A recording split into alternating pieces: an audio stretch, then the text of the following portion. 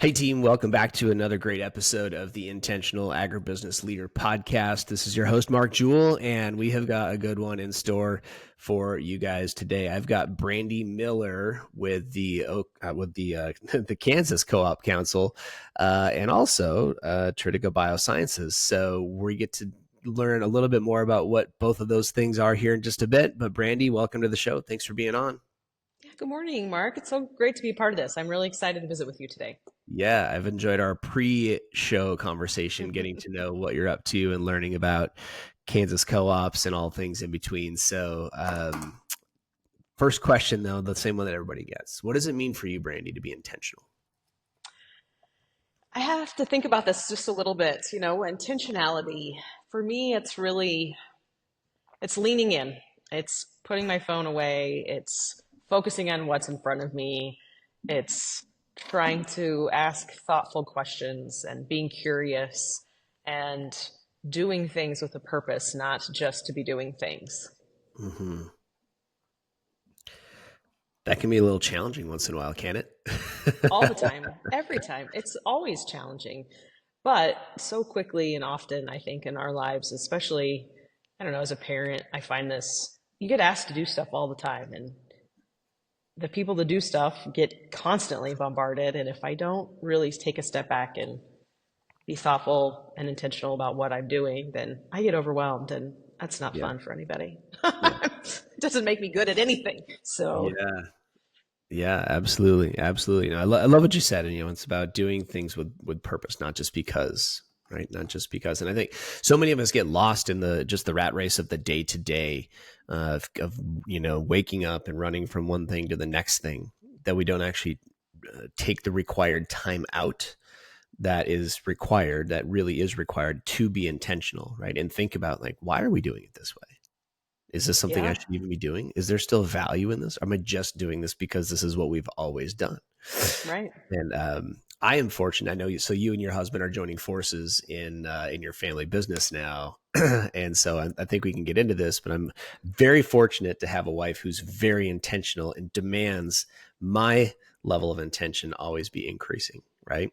And one of the things she's really good at is questioning, like, well, why do we do it that way? Right. Is that why? I mean, is that required? And we come from two very, very different worlds in our space. And so she's like, well, why do you do it that way? Why do you talk about that? Why? And it can be a challenging conversation, but ultimately it's always good because she's well-intended with why, with the reason she's asking. Yeah, absolutely. I think it's just about being more productive, being more efficient with time. And when it's your spouse, I think there's a level of trust, at least that's how I feel. There's a level of trust that I have that he understands and knows that I'm not trying to just tear him down. I'm asking because, maybe there's a different way, and vice versa. Same for him. He asks and gives me feedback too, and it works out really well. Mm-hmm. Yeah, absolutely. Well, I think in any business, you will generally have somebody who is a little bit more what Tony Robbins describes as the artist, right? Like it can be science, but that's still their artistry is knowing how it works and why it's good, and they just obsess over all the little things behind the scenes, and that doesn't necessarily bode really, really well on the business end, because maybe they're not a good salesperson. Maybe they don't have the business leadership skills required to grow an enterprise. There's really good artists, and they need to be joined. They need to have someone around them that can handle the business end of the conversation, right? And we've just recognized there's things that he is phenomenal at, and things that I have excelled at as well. And they're not the same things, really not even close. And so where I get energized, sometimes it just wears him out. I mean, it's not things he can't do, but it'll be a nice fit. And we've worked together in capacities over our entire relationship. Our undergraduate degrees are very similar. And so this is not the first time that we've been in this space, but definitely the first time that we've been in this space running a business together. And so I'm really excited about this next chapter. Cool. Well, I wish you the best with it. Tell us a little bit about Tritica. I also want to learn a little bit. I want to share with people what you've been up to for the last over half a decade with the Kansas Co-op Council as well. So I'll let you riff on that if you would for a bit, Brandi. Yeah, absolutely. So I'll start with the council. I stepped into this position about 6.5 years ago and have absolutely loved it. It's been a phenomenal experience. Previously, I was at Kansas State University doing some education and training and an associate director role at the IGP Institute. And this position really has allowed me to be a lot more focused locally, where in my previous career, I was kind of working with folks from all over the world. And it's been great to build relationships locally. And so the council is really positioned as a trade association to do three things. Our primary function is advocacy on behalf of the organizations as a whole. So we go into the Kansas State House and focus on cooperatives. We look at business structure. We look at any type of policy that may have a negative impact on cooperatives in general. And then, as I mentioned to you earlier, we do some education and training, but we're very intentional on what education and training we do. And we spend a lot of our time focusing on growing capacity for directors. So that's our biggest focus is educating directors, which is the folks that really serve in those leadership capacities for cooperatives. We do a little bit of training for employees, but it's very high level introductory. We've gone down this path in the past of trying to focus on some very specific skill sets, but it's not a place where we're good at. We're a small team of two. So we've really shifted and tried to make the programming that we offer really, really solid. And our last piece is PR. So it's really just educating the rest of the state, our peers in ag, and even outside of agriculture, the value that cooperatives provide to the state of Kansas. So that's really the focus and function of what I've been doing for the last 6.5 years with my colleague that is truly phenomenal. So Yeah, yeah, fantastic. Well, yeah. to bounce back to the advocacy piece, what challenges in Kansas specifically do co-ops come up against in terms of legislation, or I would imagine most of the country sort of thinks about Kansas as a place that's fairly farmer friendly, friendly to the ag industry, et cetera. A lower population than say North Carolina, where we have 11 million people and nobody even knows what that really means. I mean, a co-op is a place where you go and get fruits and vegetables in Chapel Hill Yeah. around here. So How much time do we have to talk about yeah, these challenges? No, I mean, I think the biggest struggle that Kansas is starting to see after our last census is just urban migration. And so Kansas sure. continues as a state to have our number one economic driver is it's Yeah. agriculture. But every 10 years, we have fewer and fewer people representing ag in the state house because we see so much growth in the Wichita area and the Johnson County, Wyandotte County areas, the Kansas City area. And I think that's only going to continue to grow as we see more and more eco-devo focus in those areas. And so how do we make sure that legislators are making thoughtful decisions that aren't going to negatively impact what's been driving the state for the last, over 100 years? So that's really the challenges that we've come up against and it's not even most of the time, and we've had a few issues in the last 6.5 years that we've spent quite a bit of focus on, but a lot of the time it's just, hey, do you recognize that passing this type of policy or this legislation or amending this particular regulation is going to have a negative impact here? Because we've always been doing things the same way for so long, and Yeah. sometimes there are reasons why, and we want to continue to protect those reasons and just protect the industry as a whole, because it's really a global supply chain. It's a cog in the wheel, and negatively impacting not just will have consequences in the state, but will also have consequences all over the place. So Yeah. those are Wow. those are some of the big issues that we come up against, which I really did not answer your question. And water would be the really like concrete issue I can tell you that has a huge impact across all of the membership that I work with. Of course. Yeah. Yeah. Absolutely. Well, I think it's interesting to know, because it's tied to what you say. Like, so this is one of the reasons that intentional leadership is so important, is that we actually stop and pause and take a second to think about, okay, if I am a legislator, what are the downstream negative impacts to this and this and this, or just let's steel man an idea and think about, okay, if we do this, here are the positive benefits I'm after, right? But then here are some of maybe the not so positive unintended consequences, right? that may come from that. I'm thinking right now, and on the national stage, you've got, now with the Trump campaign, which by the time this will come out, we'll know the results, because we're making this about a month from election day. But you have this "Make America Healthy Again" push, which I think is beautiful. I think it's obviously well intended. I would love for Americans to be more healthy. The fact of the matter is 2/3 of America is diabetic or pre-diabetic, and that's shameful and bad, and we should do better, right? Yeah, for sure. Now, now if we go about changing the way, like the perceived approach is going to be very lawsuit focused in order to make those changes happen. So now we have a very well-intended idea. Okay.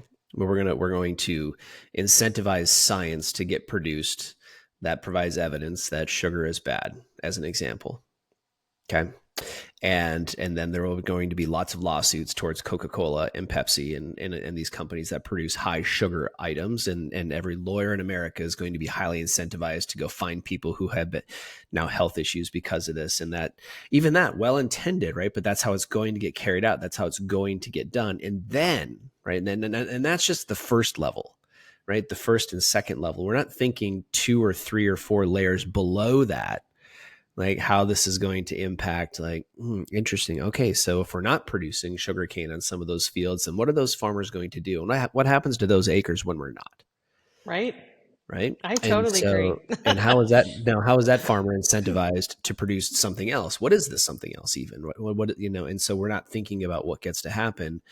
And then suddenly you have all this, potential. I'm going into like worst case scenarios here, but I'm trying to No, think but about, okay, what does the intentional leader think about? How does the intentional leader think through some of these big challenges that, we think it's just about water, and I care about water. I want to make sure that there's water there. But then all of a sudden you shut off the water, and it's like Idaho, where you have, thousands now of, millions or hundreds of thousands of acres, maybe millions of acres that are just, we can't water it.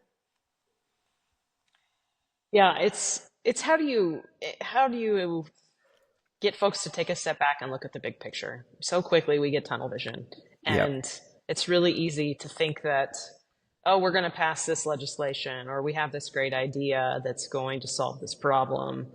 But you really have to take a step back and recognize, okay, what problems are we going to create that are maybe even going to be bigger than their initial problem in the first place? So there are Yeah. other ways to solve these problems. And that's what's the challenge in Kansas with water. We have issues with water that are so diverse across the state. And so you can't find one solution that's going to make sense, that fits everybody's need. I think we just all know and recognize that if we don't do something today, we're really going to be struggling tomorrow. And so Yeah. how do we be intentional, to your point, and thoughtful around what we do to try to mitigate some of this risk in the state? So Yeah. Absolutely. Well, let's talk a little bit. Actually, talk about Tritica and what you guys are doing there, because I think yeah, this is also super interesting, and I don't want to gloss over that. no, I appreciate that. It's very exciting. We haven't really we haven't spoken a lot about Tritica. We've worked with a private entity for the last several years. They were a fantastic partner. Our relationship ended in August contractually, and so we've just started seeking additional organizations that are more aligned with what we're trying to do. So my husband, he patented a new process to actually mill grain, and that process has created wheat specifically. That process has allowed us to use wheat in a way that we've not ever done before. And so it's in kind of the cell-free protein synthesis space. And we're really looking at innovative ways to utilize this technology. So it's a platform, and there's a lot of different potential. And I Interesting. know I'm still being pretty high level, but Yeah. we're slowly trying to unveil the cloth of pull the cloth off of what we've been doing here. But we're looking forward to what's next. Yeah. We've started building some relationships with some really great different organizations that I think can kind of get us to the next level. And it's really cool innovation. He's pretty brilliant, so it's going to be fun. I'm really excited about supporting what we've been doing here. He started the business he started the business in like 2016, but formally left his career and started doing Tritica full time in 2017. And so I'm looking forward to getting to be a part of it every day instead of just kind of, on the fringe. So it's Right, going to be great. right. Yeah. Yeah, well, fantastic. Congrats to you guys for coming together to run that business and take that to the next level together as a couple. I think it's admirable. As you and I talked before, my wife and I have done the same thing now with the Momentum Company, and it is it's an adventure when you go in on this all in with your spouse. It's a whole different level of leadership, intentional leadership. Yeah, I think you're right. I've had so many people tell me how crazy I am, but I don't know that there's anybody else I would want to work this closely with. I mean, I have a great colleague today at the Co-op Council. She is amazing, but I am excited to get to support him. And I think it's because I can Yeah, see, again, big picture, I can step back and see the impact that this is going to have for us long term. And you so bet. it's exciting to get to be a part of that and complement one another as far as our skill sets and strengths and You bet. opportunities. And so, yeah, I'm looking forward to it. I love it. I love it. We have a great tool. I will gladly pro bono do this for you and your husband. It's called Strength Scope. It's something. What's one of the products that we. It's the only thing that we sell actually at Momentum Company that we didn't create. We're a distributor of it, and so what it does is it assesses your like what you derive the most energy from, the types of Oh, that activities. sounds So it fun. categorizes it into 24 different, there's 24 different options. The assessment will show you your significant seven. These are the seven areas that you derive the most energy from when doing work, when doing life, really in general. And we will always tend to gravitate toward the activities that allow us to naturally use those energy giving areas. We call them energizers, and we'll naturally procrastinate on those things that drain us energetically the most. And so, but the interesting thing, there's a saying when we do the training on this, we tell people that leaders don't fail because of their weaknesses. They fail actually when their strengths, when their energizers go into overdrive. And so, as an example, one of mine is developing others. That's one of my strengths. When I get a lot of energy from that, obviously, I'm in the education space. Adult education is what we do, and I can spend way too much time thinking about it. I mean, my brain was up spinning last night thinking about a creative way to do individual learning plans for organizations at scale. And Yeah. so, in overdrive, right, it costs me sleep. It also confuses my team because now I'm like, hey, here's another cool thing that we can do. Let's go sell this, right? So that can get in the way, but it also is really beautiful when people on teams and especially couples for that matter. That's why I said I'd be happy to provide this for you guys at some point down the road. Would when we look at how we complement each other or where maybe we're creating some blind spots for each other as a team, that Yeah. helps us to avoid long-term costly mistakes. I So love it. I would love to be a part of that. I think that would be really, really interesting. And I think just thinking about, if you spend too much time on your strengths, then you can just burn out. And so that makes a lot of sense to me. That totally resonates. absolutely. It's about optimizing for strengths. And Yeah. so there are obvious competencies that are required to do any job well, right? So we have to have certain levels of skill. When we can overlap those skills with those natural energizers based on the way your brain has been wired from a lifetime of experience, okay? When we can overlap those, that's where we get an area that we call sustainable peak performance. What you have often are people who have these energizing giving strengths, energy giving strengths, and then competencies that aren't a direct match because they don't know how to make those work together. So we do two things. One, we try to help them without quitting their job or going to having to get to a new job. We try to help them make the energizers work for the job that they have better, um, and then optimize their daily schedule to be able to use them more. And so that we get a more engaged employee, we get a happier employee, we get somebody who has more energy to go home at the end of the day and be present for their kids or their spouse and those kinds of things. And that's why it's a really powerful tool. So Yeah, that's awesome. yeah. I'm going to follow up with you on this one. Absolutely. Yes. Yes. Send an email to Anya. We'll get you squared away. I will So, for sure. Thank um, you. Absolutely. Well, let's talk a little bit about. I want to, hit this question on, organizations especially in agriculture in Kansas that may be struggling with retaining talent. I'm curious from your level with the co-op council. What did you see people or organizations struggling with, in this arena, and what did you see people um, do well to be intentional about retaining some of that good talent that they want to keep?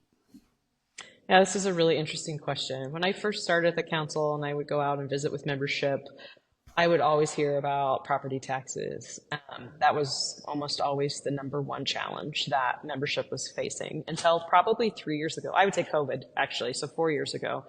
And that really shifted to labor. And some of the jobs in the ag space, especially in the cooperative space, are not sexy jobs. It's not fun to go clean a boot pit, right? Nobody's like raising their hand wanting to go do that kind of work. And so it has been a struggle to find folks that are interested in coming in. And a lot of co-ops in Kansas require some multifaceted talent because one day you may be cleaning a pit, the next day you might be driving a truck. And so it's finding folks that Yep. fit into that space and also are willing to live in rural Kansas or rural America.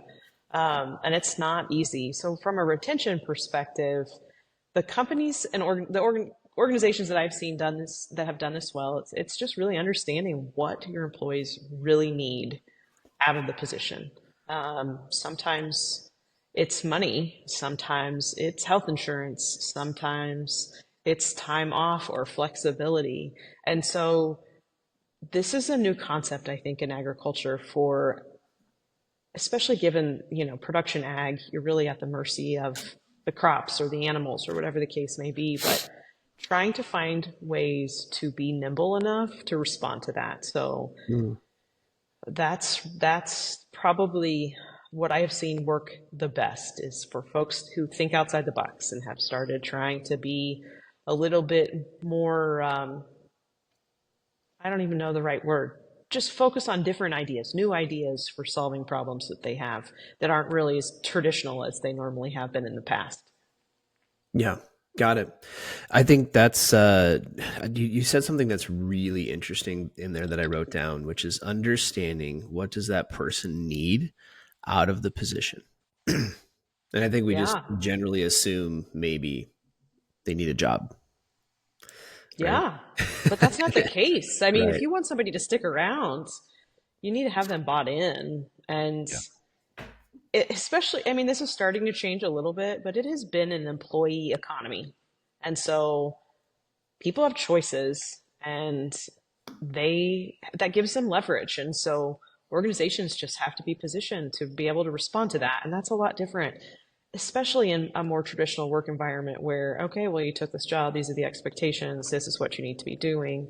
Well, that's not the case as much anymore because everybody's looking for talent and they're willing to pay for it. And so if it's just financially driven, people are going to leave for something different because there's options out there. So that's, yeah, it's spending time on understanding what your employees actually need and from that position and what you can do as an employer to provide to them. I think it's super important. Mm-hmm. Yeah. And for those listening, I would encourage you to really like to understand intentional leadership looks like, at least in our definition, somebody who pauses to sit down and take the time to be strategic, to find ways to figure that out.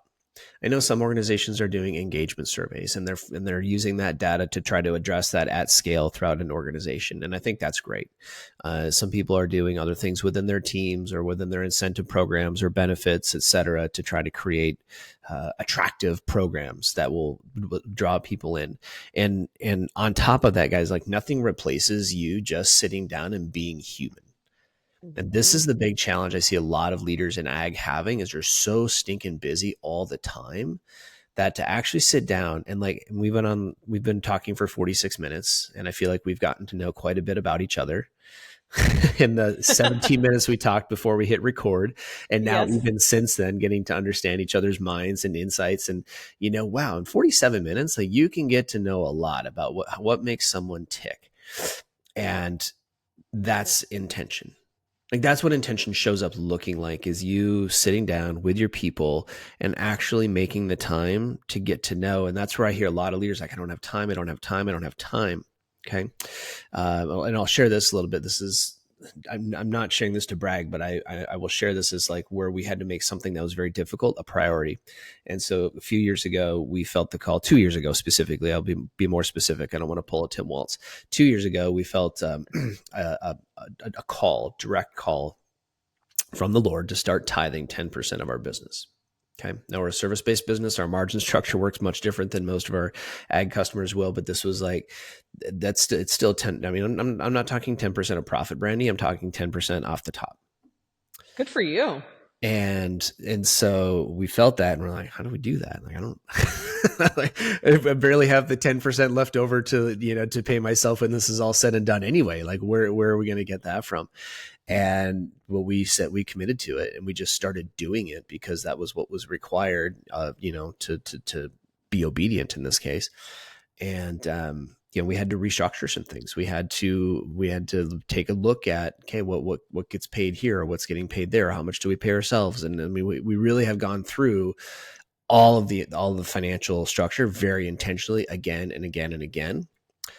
But now all of a sudden, like, there's just some things that are working in a way that I can't almost explain. Okay. It's phenomenal. That's awesome. And so, I share that because it's inconvenient, and I'm putting it in money terms, right? But we could easily put that in time terms. Can you give 10% of your time back to your people? And what gets to get rearranged? Because there's not more of you to go around, right? There's not more hours in the day just because you decide to be a more intentional leader. What does that mean? Well, somebody gets to get trained to do something that you currently do so that you have more time. You get to delegate better so that, right? Or you get to just not do something because maybe you think it's essential, but it takes a bunch of time, but it really actually doesn't have that big of an ROI. So maybe you just need to cut it. And those are some common, like we have software products that we were using before that we no longer have. Yeah. Because they're like, I really like this software product, but it was $300 a month. And that was getting in the way of being obedient to the level of intentionality that we were feeling called to. So I'm going to step off my soapbox and make the interview be more about you, but I wanted to share that because that's phenomenal.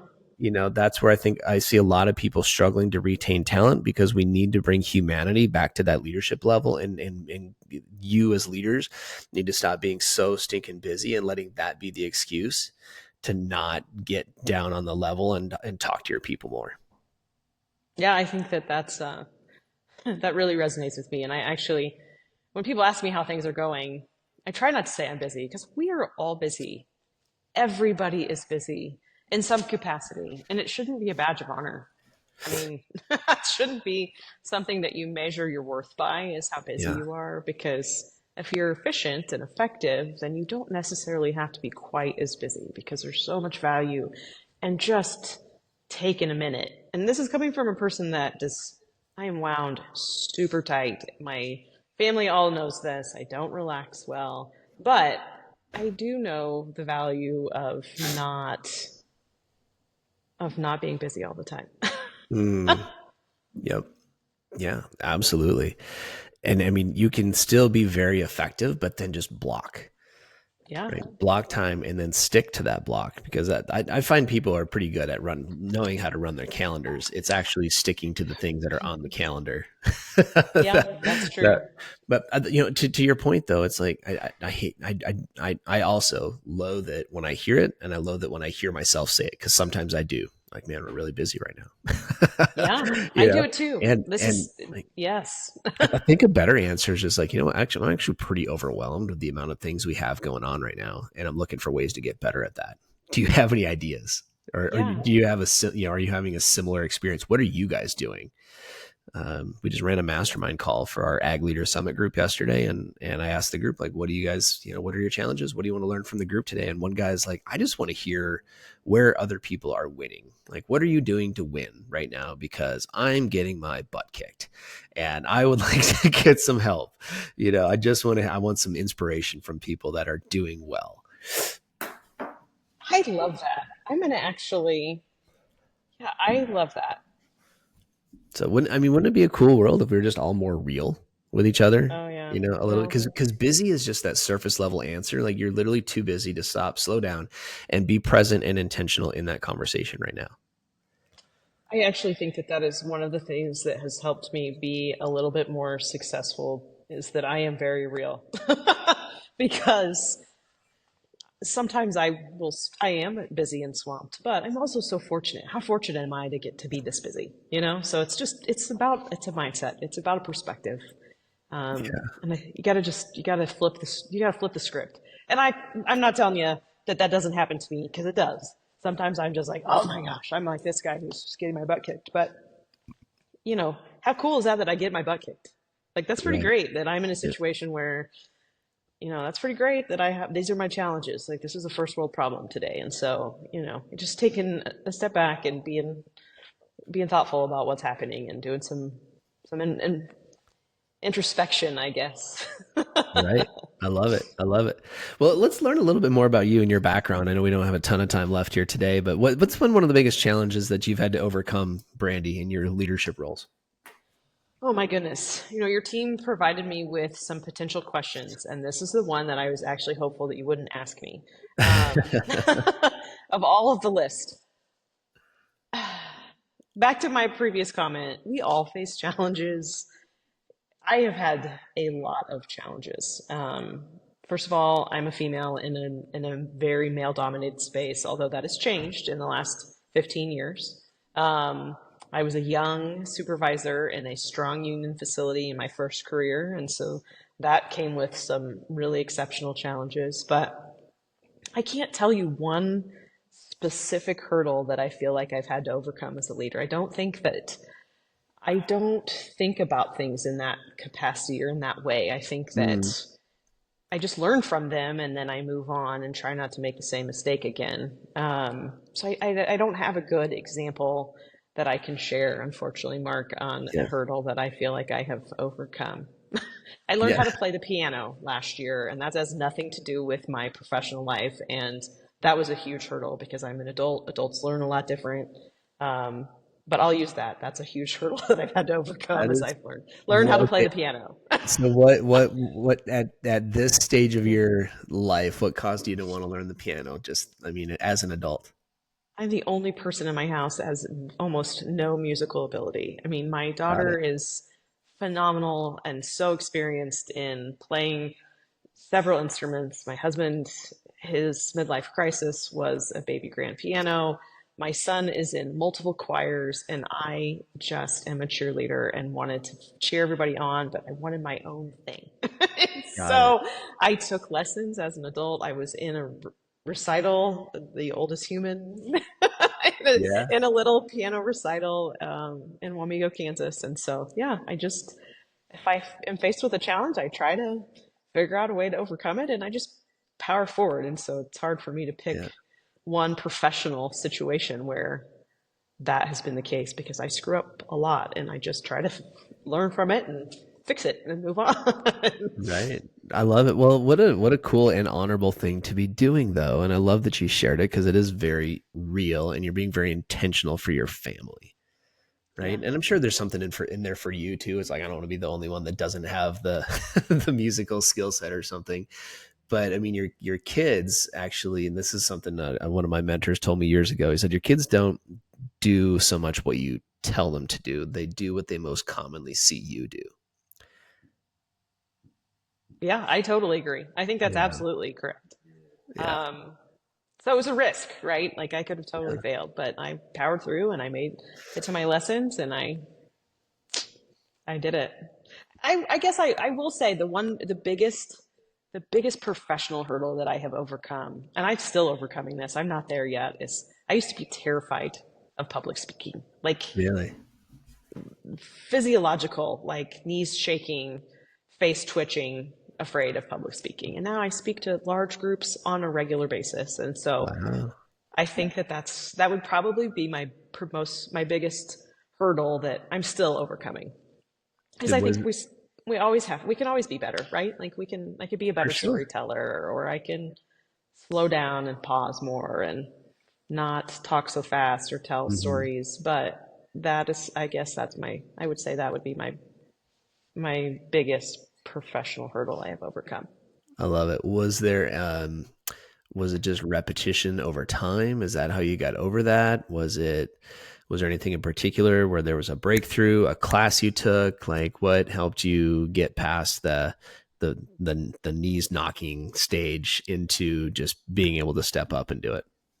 Oh my gosh, I don't know. I think it just was repetition over time. I mean, I knew I was awful at it. I knew it when I was in college and I took public speaking twice. I mean, I took as many classes as I could. I would try to lean into those opportunities where I had to be uncomfortable and I had to stand up and present.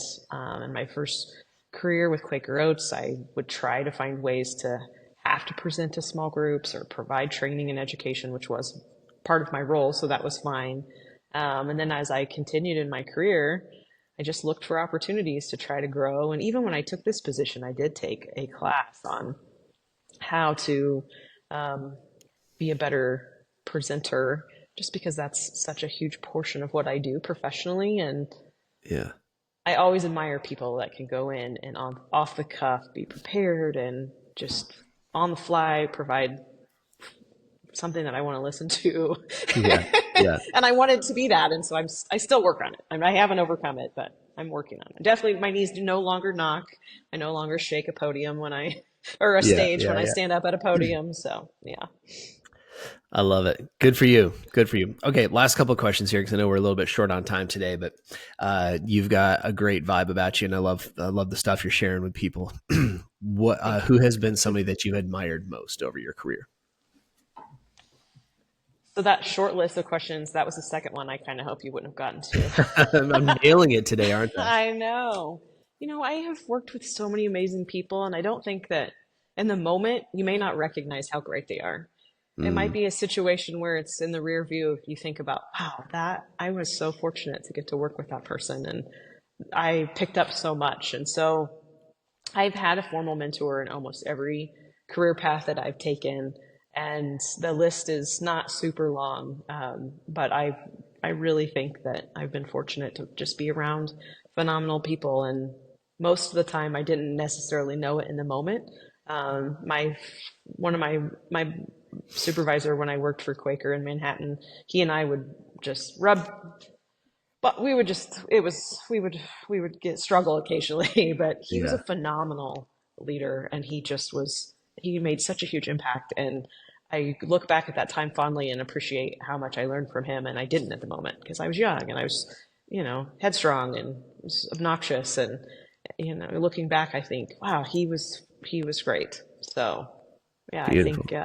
I think every career I find that I look back and see those people that I have been so fortunate to work with. Yeah. Likewise. All right. What book, podcast, or other resource would you recommend people be consuming? Oh, I'm a huge consumer of all kinds of things. I spend a lot of time in my car, like a lot of time. And so I consume a lot of audio content. So I think your podcast is fun. It's great to get to hear different perspectives from people. And it's kind of fun to I like it too. to see people that I know that you've interviewed. So I've enjoyed that a lot. Cool. Have read Adam Grant's Think Again twice. I really think that in the polarizing world that we live in today, it's just really nice to kind of check yourself and recognize that it's okay to have a different opinion. And so that would be a recommendation. Beautiful. Adam Grant. What is it? Think Twice? Think Again. Think Again. Yeah, Think Again. Got it. That's a good one. Love it. Well, I'm glad you've enjoyed the podcast. Thank you for that recommendation. That's also good too. It's been one of the reasons, maybe the premise behind this was, could we take everyday leaders in agribusiness and put them on the stage, on a national stage or international stage, where we get to learn, just kind of like you're just sharing about, your past mentors. Like there's just something, maybe one little thing, two little things in each podcast, right? That are just like, yep, I think that's that, that thing that she said or he said about intentional leadership, or how to be a little bit more focused or be a little bit more present, or, I mean, the thing that you said today that stuck out to me is just employers, managers, leaders really understanding what that employee needs out of that position. It might not be what you think it is. Oh, absolutely. Yeah. And we often get in our own heads about what we think other people want or need, but a lot of times that's not the case. And you don't know until you ask. Absolutely. Great way to leave it. Brandi, thanks for being on the